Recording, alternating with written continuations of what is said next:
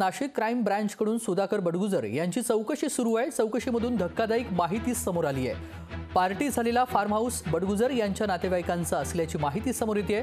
सुधाकर बडगुजर यांच्या अडचणीमध्ये यामुळे वाढ होण्याची शक्यता आहे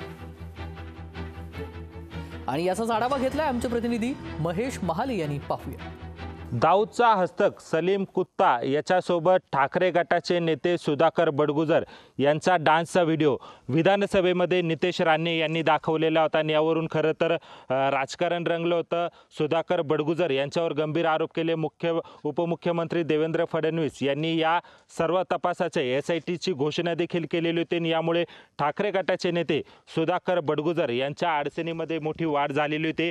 आत्तापर्यंत साधारणतः 5 वेळेस सुधाकर बडगुजर यांची नाशिक पोलिसांकडून चौकशी करण्यात आली। या चौकशीमधून एक धक्कादायक माहिती समोर आली।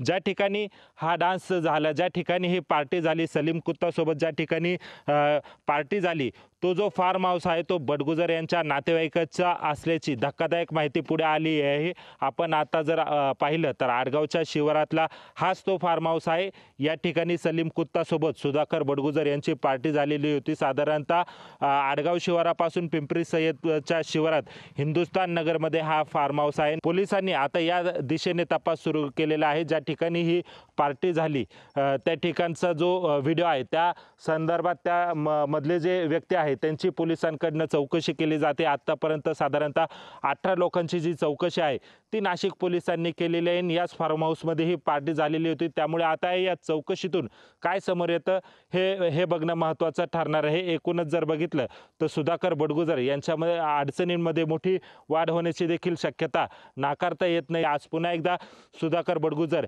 यांची चौकशी होणार आहे। आता पुढे जशी चौकशी होईल त्या चौकशीतून काय माहिती समोर येते हे बघणं महत्त्वाचं ठरणार आहे।